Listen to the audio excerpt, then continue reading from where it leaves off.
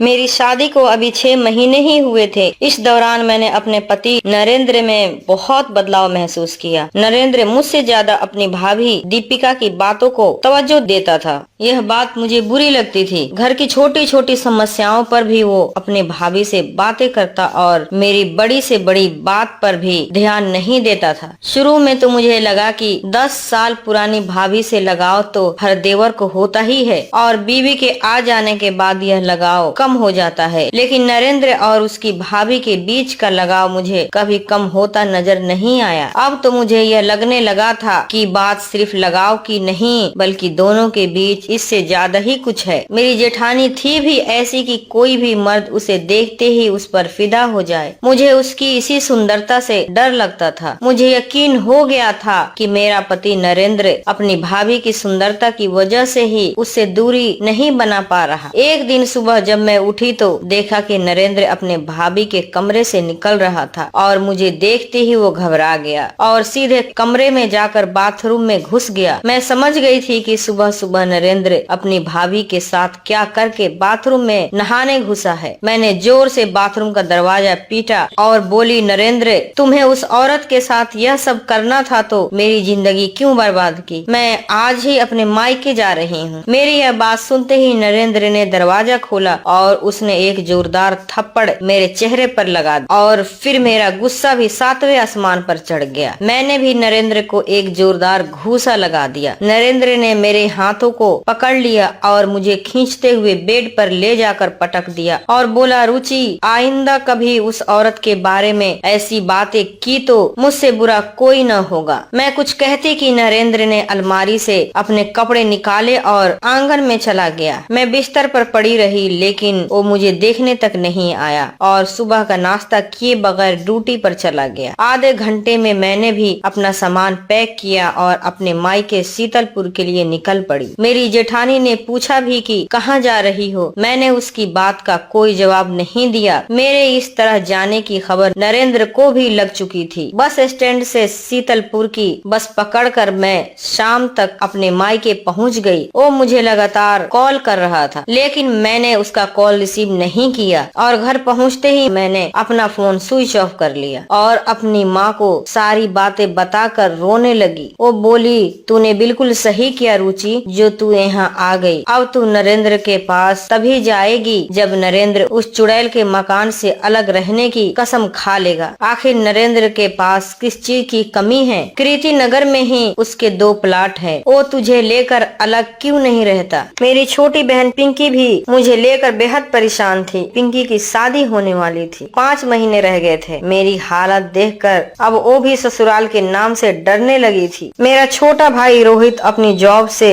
जब घर आया तो मुझे इस तरह घर पर आया हुआ देखकर वो भी परेशान हो गया। पिंकी ने रात का खाना बनाया और हम सभी एक साथ ही खाना खाने बैठ गए। खाने के दौरान मैंने अपना फोन ऑन किया ही था कि नरेंद्र का फिर से कॉल आना शुरू हो गया। मेरी माँ ने देखा तो वो गुस्से में बोली, तू फोन मुझे दे, मैं उस कमीने से बात करती हूँ। लेकिन मैंने माँ को फोन नहीं दिया और खाना खत्म कर अपने कमरे में आ गई। कमरे में आकर मैंने नरेंद्र का फोन रिसीव किया तो नरेंद्र ने कहा, रुचि, तुम अपनी मर्जी से गई हो तो याद रखो कि तुम्हें अपनी मर्जी से ही कृति नगर आना होगा। मैं किसी कीमत पर तुम्हें बुलाने नहीं आऊंगा। नरेंद्र की यह धमकी भरी बातें सुनकर मेरा गुस्सा भी 7वें आसमान पर चढ़ गया। मैं बोली, तुम मुझे बुलाने क्यों आओगे? तुम यही तो चाहते थे कि मैं वहाँ से चली जाऊँ। अब जी भर के उस चुड़ैल के साथ अय्याशी करो। तुम बुलाने भी आओगे तो भी मैं उस घर में कदम नहीं रखूंगी। इस बात के 3 महीने गुजर चुके थे। मैं नरेंद्र का इंतजार करती रही। अगर उसे उसकी गलती का एहसास हो जाता तो मैं दौड़ी हुई कृति नगर पहुँच जाती, लेकिन ऐसा कुछ नहीं हुआ। मैं लगातार उसके फोन का इंतजार करती रही लेकिन 3 महीने में एक बार भी उसने मुझे कॉल तक नहीं किया। अब मुझे लगने लगा था कि नरेंद्र मुझे छोड़ चुका है, उसे मेरी जरूरत ही नहीं है। जब इतनी खूबसूरत औरत उसके पास मौजूद है तो फिर मुझ जैसी साधारण लड़की की उसे जरूरत भी क्या है? मैं नरेंद्र को लेकर बेहद निराश हो चुकी थी और मुझे इस हाल में देखकर मेरे घर वालों को भी दुख होता। जैसे जैसे मेरी छोटी बहन की शादी नजदीक आ रही थी, घर में काम बढ़ता जा रहा था। पिंकी की शादी को अब सिर्फ 2 महीने बाकी रह गए थे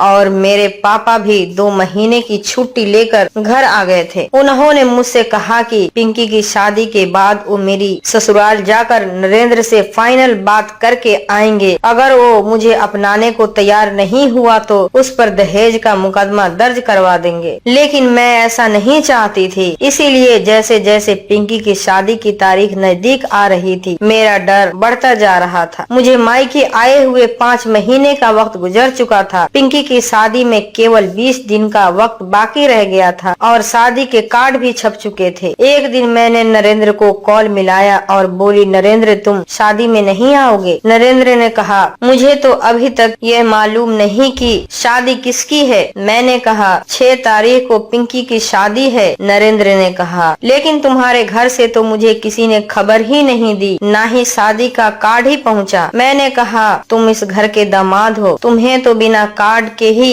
शादी में पहुंचना चाहिए। नरेंद्र ने कहा, तुम्हारे घर वाले अगर मुझे दामाद समझते तो जरूर खबर करते, लेकिन न तो तुम्हारे पापा ने मुझे कॉल किया और न ही तुम्हारी माँ ने। मैंने कहा मैं तुमसे कह रही हूँ, क्या इतना काफी नहीं है? नरेंद्र ने कहा, ठीक है, मैं शादी वाले दिन शीतलपुर पहुँच जाऊंगा। पिंकी की शादी की सुबह उठकर मैंने गुलाबी साड़ी पहन ली। यह साड़ी मुझे नरेंद्र ने ही गिफ्ट दी थी। उसे यह साड़ी सबसे ज्यादा पसंद थी। मुझे उम्मीद था कि नरेंद्र दोपहर तक शीतलपुर आ जाएगा और बारात के जाने के बाद उसे रात को यहीं रुकना पड़ेगा। जब वो रात भर मेरे साथ रहेगा तो उसका दिमाग ठिकाने आ ही जाएगा। मैंने सुबह ही नरेंद्र को फोन लगा दिया, लेकिन उसका कोई जवाब नहीं आया। सुबह से शाम हो गई, लेकिन न तो नरेंद्र आया और न ही उसका कोई कॉल आया। मैं बेहद मायूस हो गई। देर रात तक पिंकी खुशी खुशी विदा हो गई और मैं दुखों का पहाड़ सीने पर लिए अपने माँ से लिपट कर रोने लगी। देखने वालों को लग रहा था कि मैं पिंकी की विदाई में रो रही हूँ, लेकिन सच तो यह था कि मैं इस वक्त अपनी किस्मत पर रो रही थी। देर रात जगने के बावजूद अगली सुबह मैं जल्दी उठ गई और मैंने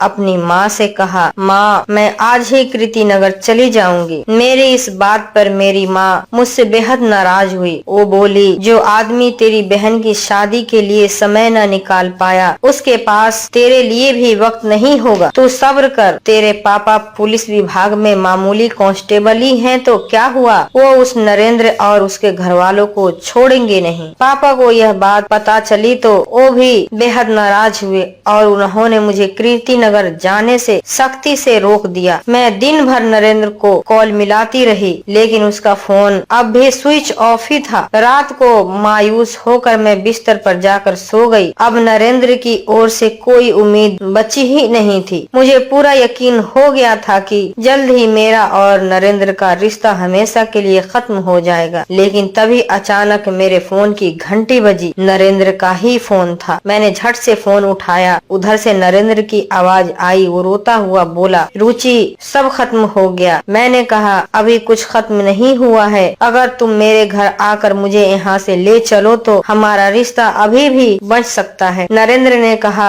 मैं अपने रिश्ते की बात नहीं कर रहा। इतना कहकर नरेंद्र फिर से रोने लगा। मैंने कहा, नरेंद्र क्या बात है, तुम इतना रो क्यों रहे हो? नरेंद्र ने कहा, परसों देर रात भैया और भाभी का एक्सीडेंट हो गया है। भैया की मौके पर ही डेथ हो गई और भाभी अभी भी आगरा हॉस्पिटल में है। नरेंद्र की मुंह से यह बात सुनकर मेरे तो होश उड़ गए। फोन कटने के बाद मैंने घर में यह बात बताई तो मेरे घर में भी मातम पसर गया। मेरी वजह से मेरे घर वाले नरेंद्र के भैया और भाभी से नफरत करते थे, लेकिन जब उन्होंने दोनों के इस एक्सीडेंट के बारे में मुझसे सुना तो उन लोगों की सारी नफरत खत्म हो गई और पापा ने तुरंत मेरे छोटे भाई रोहित को बुलाकर आगरा के लिए गाड़ी बुक करने को कह दिया। सुबह के 4 बजे तक हम लोग आगरा हॉस्पिटल पहुंच चुके थे। मेरी जेठानी दीपिका की हालत बेहद नाजुक थी। मेरी जेठानी को बच्चा नहीं हो रहा था। तमाम तरह के इलाज करवाने के बाद वे लोग अलग अलग मंदिरों में मन्नत के लिए जा रहे थे। 2 दिन पहले ही दोनों पति पत्नी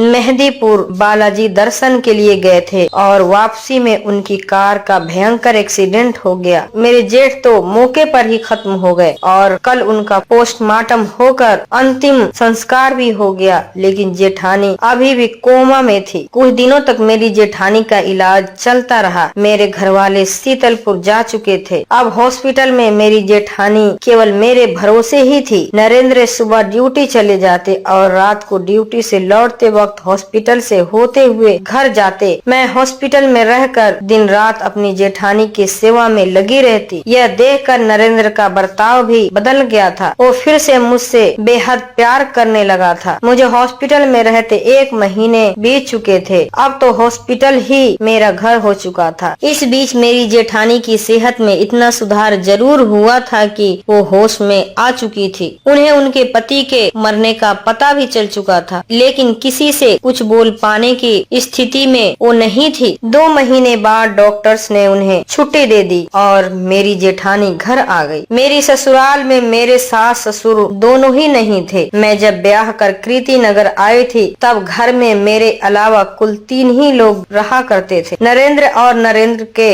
भैया भाभी।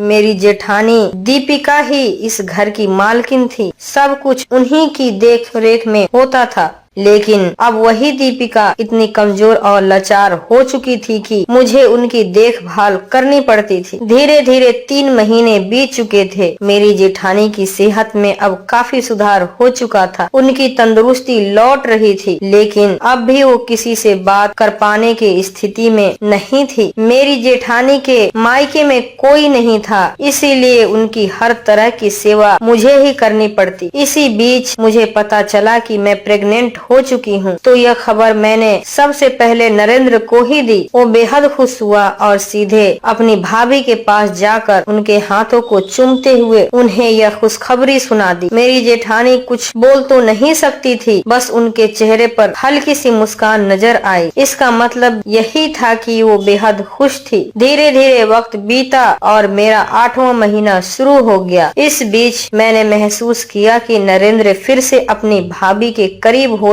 जा रहा था। प्रेगनेंसी के वजह से मेरी हालत ऐसी थी कि मैं घर का जरूरी काम भी नहीं कर पाती थी और नरेंद्र की ड्यूटी पर चले जाने के बाद ज्यादातर समय मैं अपने कमरे में ही रहती। रात को नरेंद्र ड्यूटी से वापस आता तो मेरे लिए खाना और अपनी भाभी के लिए जूस लेकर आता। मैं खुद जाकर अपनी जेठानी को जूस पिलाती और अपने कमरे में आकर मैं और नरेंद्र खाना खाकर सो जाते। सुबह मैं देर से उठती, तब तक नरेंद्र नाश्ता तैयार कर चुका होता। मेरे साथ सुबह का नाश्ता करने के बाद वो तैयार होकर अपनी ड्यूटी के लिए निकल जाता। एक दिन पेट में दर्द होने के कारण मेरी नींद जल्द ही खुल गई। नरेंद्र को लगा कि मैं अभी नींद में हूँ, तो वो उठा और कमरे से बाहर निकला। न जाने क्यों मैं भी दबे पांव उसके पीछे कमरे से बाहर निकल आई। मैंने देखा कि नरेंद्र सीधे अपनी भाभी के कमरे में घुसा और उसने अंदर से दरवाजा बंद कर लिया। मैं नरेंद्र की इस हरकत से बेहद हैरान थी। मैं काफी देर खड़ी रही और फिर चुपचाप जाकर अपनी जगह लेट गई। 20 मिनट बाद नरेंद्र कमरे में आकर मेरे पास लेट गया। मैं नरेंद्र की इस दीवानगी को समझ नहीं पा रही थी। वो पहले भी ऐसा करता था। तब मेरी जेठानी एकदम तंदुरुस्त थी, लेकिन अब तो किसी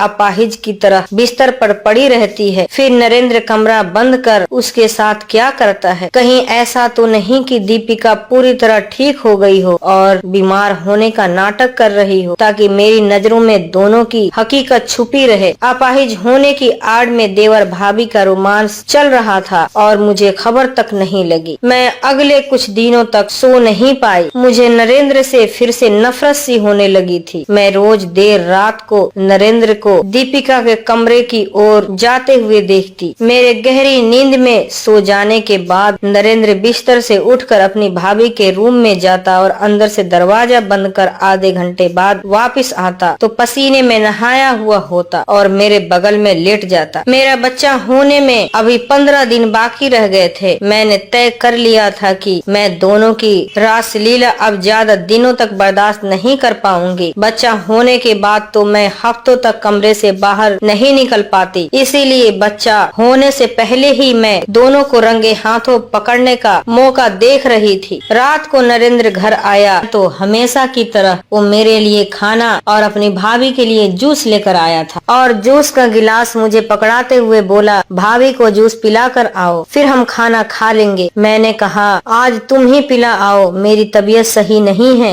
मैं सोने जा रही हूँ। इतना कहकर मैं नरेंद्र के सामने ही बिस्तर पर लेट गई। नरेंद्र जूस का गिलास लेकर गया तो मैंने देखा कि फिर से भाभी का दरवाजा अंदर से बंद हुआ और 10 मिनट बाद ही दरवाजा खुला। नरेंद्र को हाथों में खाली गिलास लिए कमरे की ओर आता देख मैं झट से बिस्तर पर लेट गई। कमरे में आते ही नरेंद्र ने कहा, तुम अभी तक लेटी हो, उठो थोड़ा सा खाना खा लो, मुझे भी भूख लगी है। मेरी भूख तो मर चुकी थी, लेकिन मेरे पेट में जो बच्चा पल रहा था मुझे उसके लिए खाना पड़ा। खाने का पहला निवाला मुंह में डालते ही नरेंद्र ने कहा, रुचि, मैंने कल की ऑफिस से छुट्टी ले ली है क्योंकि कल भाभी को लेकर हॉस्पिटल जाना है, उनकी तबीयत फिर से बिगड़ रही है। मैंने कहा, ठीक है, आप कितने बजे हॉस्पिटल के लिए निकलेंगे? नरेंद्र ने कहा, मैं सुबह जल्दी ही निकल जाऊंगा, कल भाभी के कई टेस्ट होने हैं, इसीलिए मुझे आने में देर हो जाएगी। खाना खाने के बाद नरेंद्र जल्दी सो गया, लेकिन मैं रात भर जागती रही। मेरी नींदें गायब हो चुकी थी, मैं तो बस सुबह होने का इंतजार कर रही थी। सुबह उठकर नरेंद्र ने नाश्ता बनाया और मेरे साथ नाश्ता करने के बाद अपनी भाभी को गाड़ी में बिठाकर हॉस्पिटल के लिए निकल गया। नरेंद्र के जाते ही मैं मार्केट गई और वहाँ से जासूसी कैमरा खरीद लाई और उस कैमरे को मैंने अपनी जेठानी के रूम में ऐसी जगह फिट कर दिया जहाँ से उनका पूरा कमरा कवर हो रहा था। उस कैमरे को मैंने अपने मोबाइल से कनेक्ट कर दिया। मुझे यह सब करते हुए दोपहर के 3 बज चुके थे। तभी नरेंद्र का कॉल आया कि वो हॉस्पिटल से वापस आ रहा है। मैं अपने